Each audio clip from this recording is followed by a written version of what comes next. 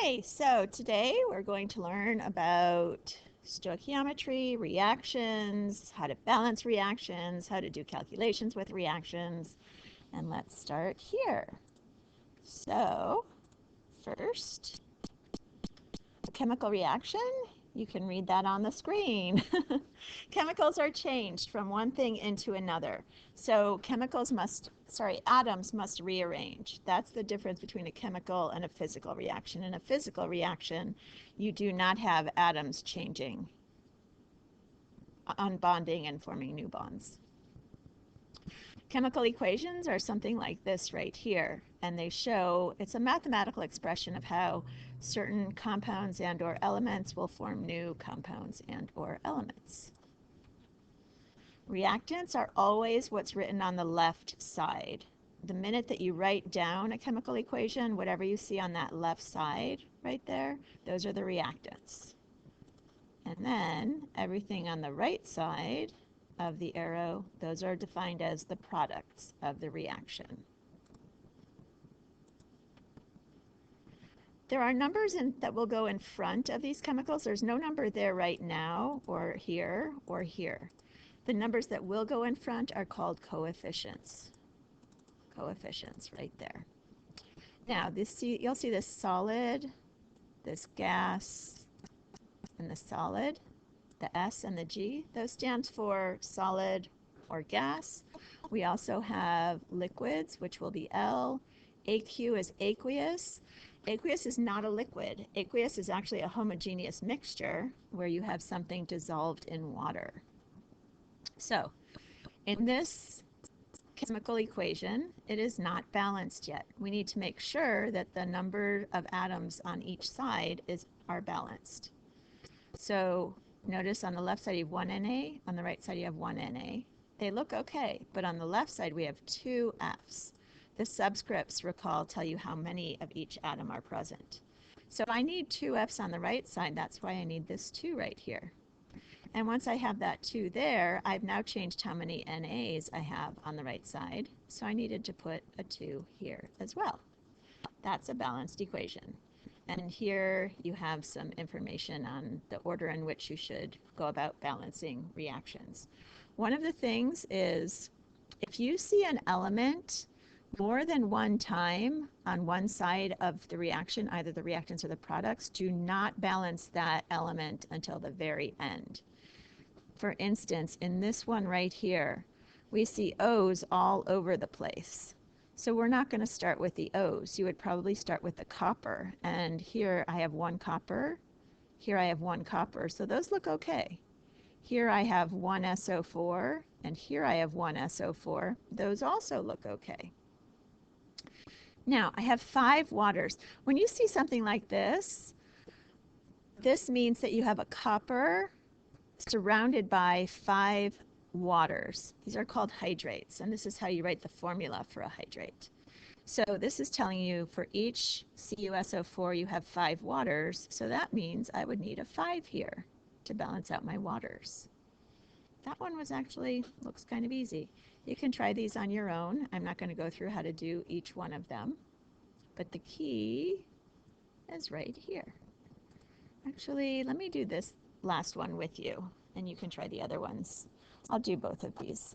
So let me put in, so I can draw on this, but it's not going to let me draw on that, so I can't do that. Okay, here we go. Is that going to draw? Nope, it is not going to let me draw. Okay, so I won't draw. Okay, I have 3 carbons here. I only have 1 carbon here, so I need to put a 3 right here. I'll put a 3 in there. And now I see oxygens in a bunch of places. I don't want to do the oxygens yet. I see 8 H's here, and there's 2 H's over here. To balance those, I would need to put, what number? I'd need to put a 4 here. Okay, so now I've got my carbons balanced and my hydrogens balanced. Let's check the oxygens. On the left side, I have 2 oxygens. On the right side, I have 3 times 2 is 6, plus 4 times 1. So I have 6 here and 4 here. I have 10 total. And the way to make this side have 10, how many O2s do I need in order to have 10 total O's? I need 5 O2s. And now that's balanced. I could put a 1 here, but I don't need to. On this one, it's not going to let me type over that. But there's 1 AL here, and there's 2 ALs over here. So I would need to put a 2 right here, which it's not going to let me type that in there, unfortunately. And then, let's see, sulfurs. I have 3 sulfurs here because of this 3 on the outside. So I would need 3 sulfurs also over here, and I only have 1 sulfur, so I would put a 3 over here. So far I would have a 2 here and a 3 here. And now I have to look at the oxygens are actually also okay. They're balanced. Once I put the 3 here, we'd have 12 on both sides. Now the hydrogens, I had a 3 in front of here, so I have 6 hydrogens here. And so that means I need, how many do I need here? Each one is an H2, and I need 6 H's total. I would need a 3 here. And here are the answers for all of these problems. And a few of them you should try on your own and see if you get the right answer. Okay, now stoichiometry. It's a big word. Metrics are measurements. Stoic, measurements of reactions. So we have a song, grams to moles, use molar mass. Moles to moles, use the reaction coefficients. Moles to grams, use molar mass again, and that's how you do stoichiometry.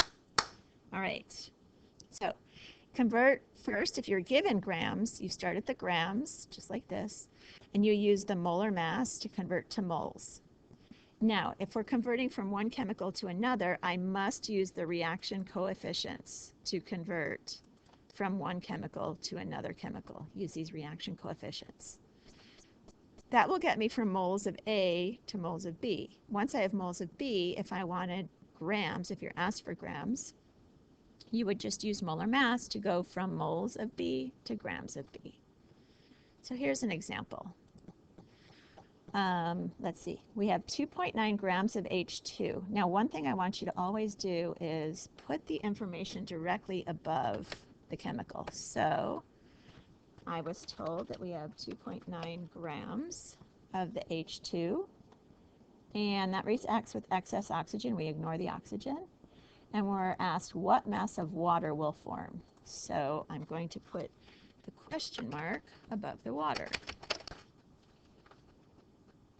Question mark, and we asked for mass, which is grams. So we're going to have to go from grams of H2 to moles of H2, grams to moles. Then we'll go from moles of H2 to moles of H2O, because that's what the question asked for, water. We'll go to moles of H2O using the coefficients 2 and 2. And then we'll use the molar mass of the water to go from moles of water to grams of water. And this is what it would look like. So notice we start with our grams. We use molar mass to get to moles. We use the coefficients right here, 2 and 2. These are the coefficients, 2 and 2, to get to moles of water. And then anytime you have moles, you just use molar mass to go back to grams.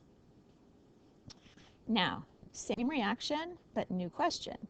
We have 3.5 moles of O2. So now this time, instead of 2.9 grams, we have 3.5 moles of O2. Reacts with excess, moles of O2. That goes above the O2. That reacts with excess hydrogen, so we ignore the hydrogen. And what mass of water will form? So we'll have the question mark mass above the water, so we know that's what we're looking for. So this time, notice we're not starting at grams, we're starting at moles. So we have moles of O2, so we skip this first step. We're at moles of O2, and we know we're trying to get to moles of H2O because that's where the question mark is. You're always trying to get to wherever the question mark is. So we go moles of O2 the moles of H2O using the coefficients, because we're told moles to moles use the reaction coefficients. And then we were asked for grams, so we have to use moles to grams to get to the grams. There we go. Okay, you can try this on your own. Remember, though, to always put the information about a chemical directly above the chemical. So above, let's see, we have 3.2 moles of hydrogen gas. So you should write 3.2 moles above the H2. And we're asked for moles of ammonia. So above here you write moles equal question mark, or question mark equals moles. So we're trying to go from the H2 to the NH3. And we have moles and moles, so that's just a one-step conversion. And we use the reaction coefficient when we go from moles to moles. Let's see, this one, we're starting with moles of ammonia, so you would put 4.5 moles of ammonia here, and you would put grams of H2 equals question mark above here. That tells us we're starting here, and we'll have to do moles to moles, and then moles to grams. Limiting reagents are a little more confusing.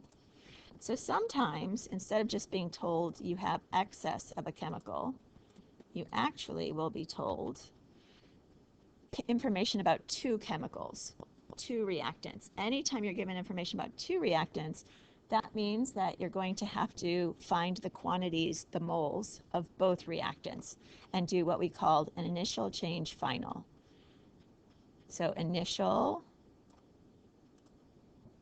change and final. That's what the ICF stands for, initial change and final. So here's an example. This reaction is already balanced. We always have to first get the moles of each reactant. So I have to convert, if I'm given grams, I have to convert to moles. So we've got 56 grams of N2, 56.04, divide by the molar mass to get moles. 6.06 grams of H2, divide by the molar mass of H2 to get moles. And we start with no ammonia, because we weren't told there was any ammonia, so we know it's 0. Now, this change row, these numbers in the change row, it's always plus or minus x times the coefficient. X is called your extent of reaction. We'll talk about that more in class. So, N has a 1. So we have a 1 in front of the x. H2 has a 3, so we have a 3 in front of the x. And H3 has a 2, so we have a 2 in front of the x. Now, whether you put the minus or the plus, this reaction is going to the right, which means these things are reducing, and we are creating NH3. The reaction will always go toward wherever there's a 0. And because this reaction is going to the right, that means the N2 and the H2 are decreasing in amount. That's why we have the minuses on the left side. Here we have a plus on the right side because the NH3 is, in fact, increasing. Now, we have to find the limiting reactant, and this is what's going on in the beginning here. So notice this 2, we're divide each number of moles of the reactant by its coefficient. Whichever gives you a smaller number, that number is what we call the extent of reaction, which is x. So in this case, we had 2 moles of N2, 3 moles of H2. We divide this number of moles and this number of moles by the coefficient. So in this case, I have 2 moles divided by 1, because 1 is the coefficient. In this case, I have 3 moles, and I divide it by 3, because 3 is the coefficient.